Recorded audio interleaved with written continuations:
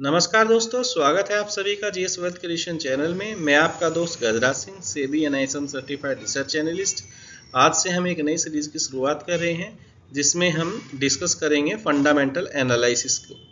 Fundamental analysis क्या है, इसकी रिक्वायरमेंट क्यों है और फंडामेंटल एनालिसिस में हमें किन बातों का ध्यान रखना है। तो आज का वीडियो शुरू करते हैं। जल्दी से आप डिस्क्लेमर पढ़िए, फिर आते हैं आज के वीडियो पर।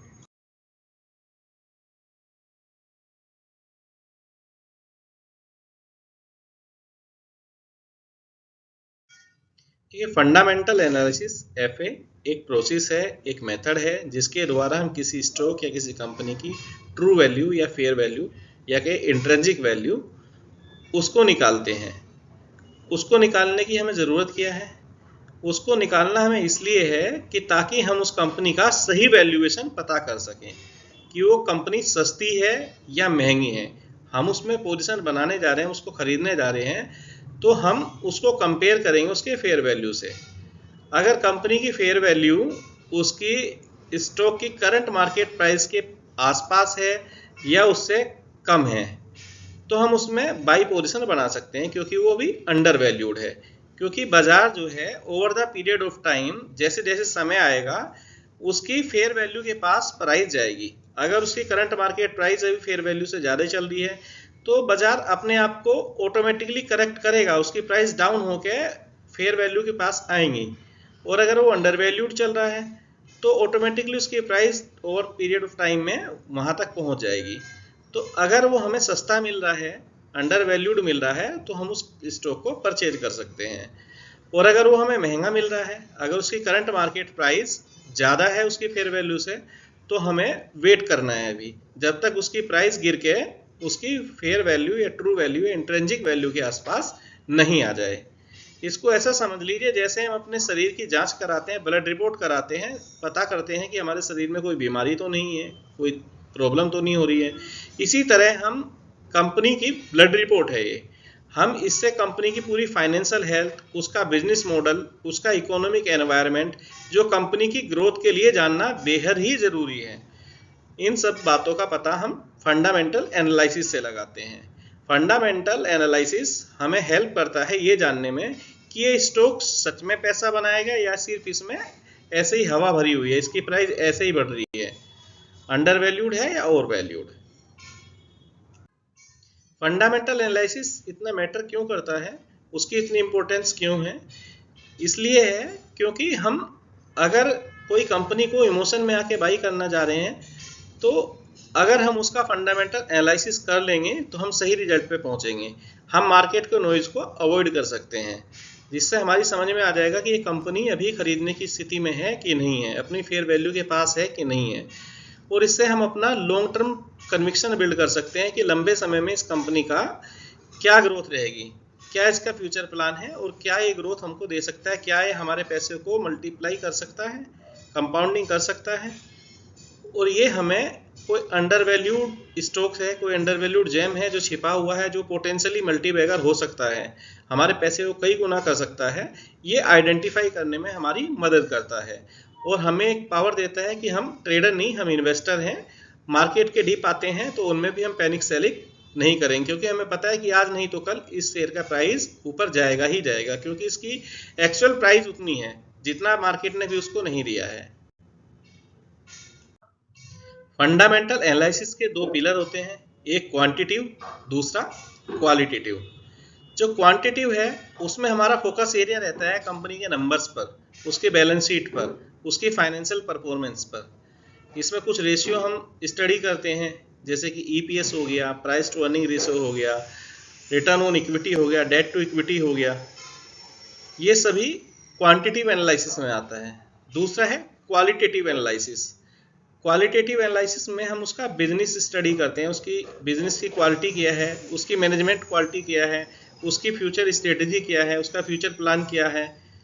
अगर कंपनी के नंबर्स अच्छे हैं, उसकी फाइनेंशियल परफॉर्मेंस अच्छी है कि कंपनी कमा रही है, पर उसका मैनेजमेंट ही चोर है, मैनेजमेंट उसका अच्छा नहीं है, वहाँ पे जो लोग काम कर रहे हैं उनके लिए बेसिक फैसिलिटी नहीं है, तो क्या कंपनी ग्रो कर पाएगी? नहीं कर पाएगी। तो हमें दोनों एरिया पे फोकस करना है, क्वांटिटिव और क्वालिटेटिव। जब दोनों को मिला के जब हम किसी निष्कर्ष पे पहुंच सकते हैं कि इस कंपनी की ग्रोथ होगी कि नहीं होगी। जब कंपनी के फाइनेंशियल स्टेटमेंट को हम स्टडी करते हैं तो उसमें income statement, balance sheet, cash flow statement हम स्टडी करते हैं।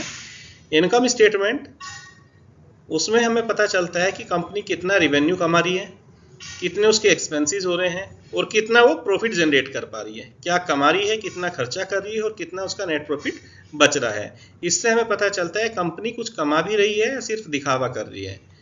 दूसरा है बैलेंस शीट। बैलेंस शीट में कंपनी की हमें एसेट कितनी है, उसकी लाइबिलिटीज कितनी है, उस पर कर्ज कितना है, डेट कितना दे रखा है और शेयर होल्डर की इक्विटी कितनी है। ये उसकी एक्चुअल फाइनेंशियल स्ट्रेंथ को बताती है और रिस्क बताती है। कंपनी पे डेट ज़्यादा होगा तो कंपनी में रिस्क फैक्टर ज़्यादा होगा। फिर तीसरा cash flow statement. Cash flow statement में एक्चुअल कैश कितना आया और कितना कैश गया, ये एक्चुअल कैश का फ्लो हमें बताता है कि कंपनी के प्रॉफिट रियल हैं या वो अकाउंटिंग में कुछ गड़बड़ करके उन्होंने हेरा फेरी करके अपना स्टेटमेंट में दिखाया है प्रॉफिट। कुछ इंपॉर्टेंट फाइनेंशियल रेशियो हैं जो हर इन्वेस्टर को जानना बहुत ही ज़रूरी है। अभी उनको बेसिक्स में कवर कर लेते हैं, डिटेल्ड में आगे आने वाली वीडियो में करेंगे। ईपीएस, अर्निंग पर शेयर, ये प्रॉफिट पर शेयर है कि कंपनी पर शेयर पर कितना प्रॉफिट कमा पा रही है, जितना ज़्यादा होगा उतना ही अच्छा है। P ratio, price to earning ratio, 1 रुपया कमाने के लिए खरीदार कितना पैसा लगाने के लिए तैयार है उस कंपनी में। ये जितना कम होगा उतना कंपनी सस्ती है, पर ये ऐसा हमेशा नहीं है, इसमें और भी चीज़ें हमें देखनी है। ROE, return on equity, company share holder के कैपिटल पे कितना रिटर्न जनरेट कर पा रही है, जितना ज़्यादा होगा उतना ही कंपनी के लिए अच्छा है। डेट टू इक्विटी रेशियो, ये कंपनी के फाइनेंशियल लिवरेज को बताता है। कंपनी पे कर्ज कितना है, जितना डेट टू इक्विटी रेशियो ज़्यादा होगा कंपनी पे उतना ही ज़्यादा कर्ज होगा, जितना कम होगा उतना ही कंपनी पे कर्ज कम होगा। ये जितना लो है उतना सेफ है, जितना हाई है उतना रिस्की है। जब हम क्वालिटेटिव एनालिसिस कर रहे हैं तो हमें उसमें कंपनी का बिजनेस मॉडल ध्यान में रखना है कि जो कंपनी का बिजनेस मॉडल है वो सस्टेनेबल है, वो सस्टेन कर पाएगा इंडस्ट्री में, वो प्रॉफिटेबल है, प्रॉफिट जनरेट कर पाएगा।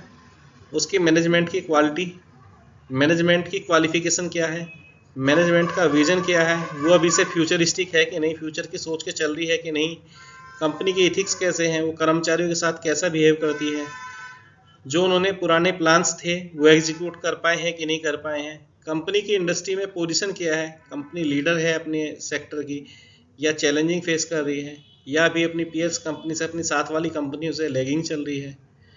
इकोनॉमिक इम्पैक्ट क्या पड़ेगा, इन्फ्लेशन बढ़ेगी तो क्या होगा, इंटरेस्ट रेट बढ़ेंगे तो क्या होगा, पॉलिसी चेंज होगी या गवर्नमेंट चेंज होगी तो क्या इम्पैक्ट आएगा। एक great business in a bad industry is risky और एक good business in A booming industry is good.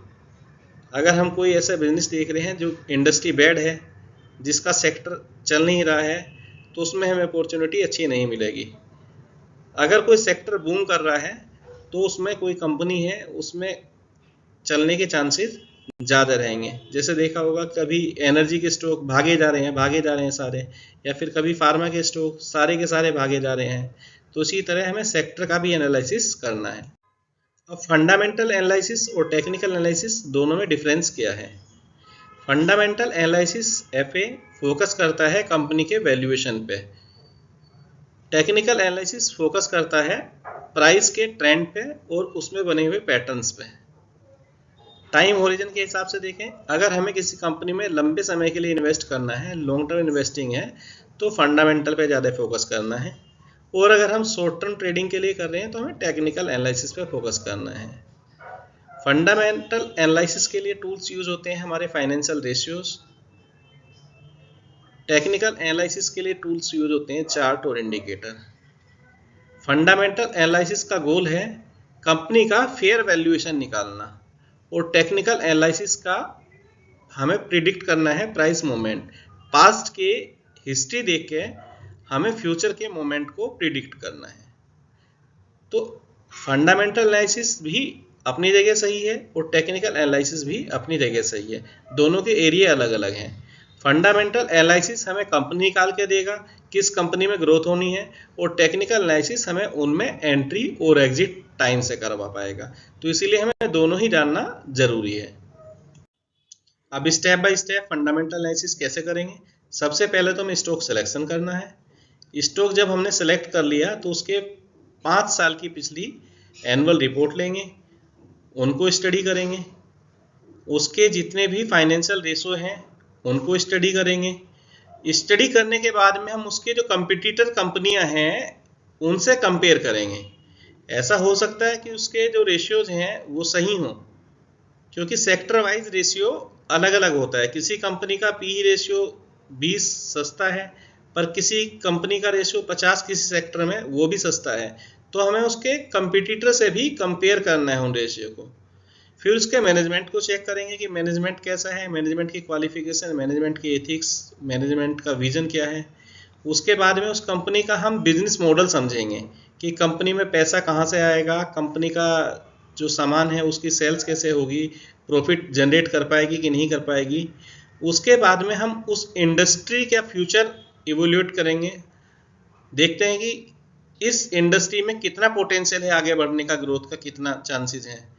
उसके बाद जाके हम डिसाइड करेंगे कि ये अंडर वैल्यूड है या ओवर वैल्यूड है। उसके बाद जाके ही हम उस स्टॉक में इन्वेस्ट करेंगे। और इन्वेस्ट हमें किसी स्टॉक में तभी करना है जब हम उसके बिजनेस को अंडरस्टैंड करते हैं, नहीं तो वेट करो, कोई दूसरा स्टॉक चुनो, और जब वो अपनी प्राइस के पास हो, फेयर वैल्यू के पास।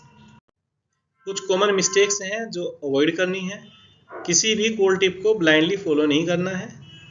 कोई इन्फ्लुएंसर खरीद रहा है तो उसको देख के, उसको कॉपी करके हमें नहीं खरीदना है, क्योंकि हर किसी की रिस्क टेकिंग कैपेसिटी अलग अलग होती है। हो सकता है कि उसका रिस्क रिवार्ड फेवर कर रहा हो उस ट्रेड को लेने के लिए, उसमें इन्वेस्ट करने के लिए, पर हमारा ना कर रहा हो।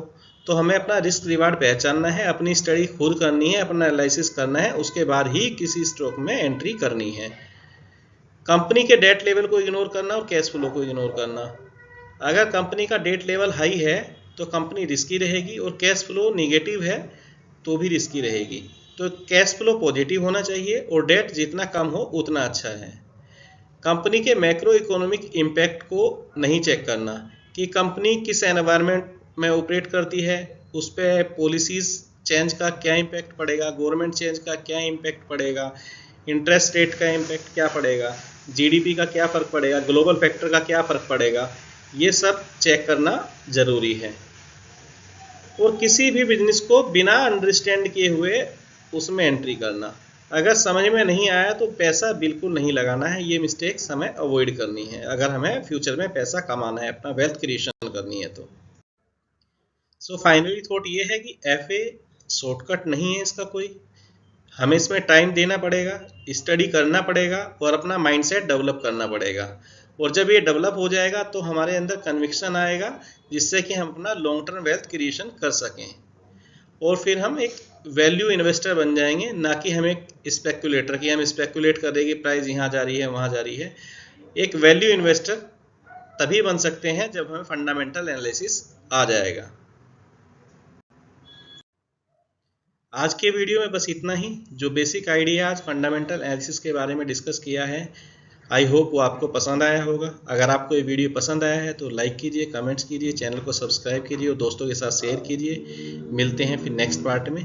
Thank you so much.